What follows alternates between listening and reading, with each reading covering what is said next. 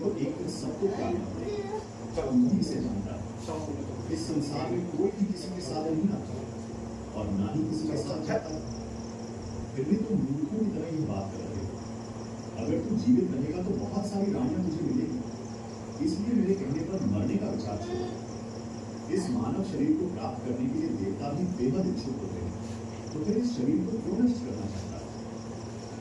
इस प्रकार देवदूत के शब्दों को सुनकर चंद्रसेन कहता है, महाराज आपने जो कुछ कहा है वह सत्य है, किंतु ऐसी पतिव्रता पत्नी मुझे किसी जन्म में भी नहीं मिलेगी, इसलिए मैं इसके साथ ही मरूंगा। चंद्रसेन के विचार सुनकर देवदूत ने जान लिया कि यह अपनी पत्नी के लिए नहीं रह सकता। तब देवदूत ने चंद्रसेन से कहा, राजकुमार तेरी पत्नी को जीवित करने के लिए केवल एक ही उपाय है। अब तो मेरी बात को ध्यान से सुनो। यदि तू इस उपाय को कर सकता है तो तेरी पत्नी जीवित हो सकती है।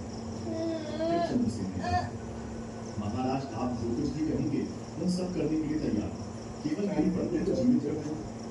तब देवदूत ने कहा, तुम्हारी पत्नी की आयु केवल 20 वर्ष थी, जिसे इसने बता दिया। इसके मतलब तुमको 70 वर्ष की है, जिसमें से 30 वर्ष बीत चुके। तेरे जीवन काल में 40 वर्ष अभी बाकी है, तुझे 40 साल और जीने का अवसर।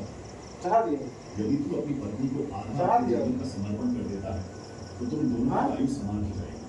अगर तुम यह मान लो तो राजकुमारी जल्द ही ठीक हो जाएगी। इस तरह देवदूत की बात सुनकर राजकुमार चंद्रसेन ने कहा, मुझे मान्य है। फिर देवदूत ने चंद्रसेन के हाथ में पानी दिया और 20 वर्षों के लिए राजकुमारी के पैरों पर पानी डालने का संकल्प किया। अब जैसे ही चंद्रसेन ने संकल्प किया कि वह जल को रानी के पैरों पर डाले, देवदूत ने कहा,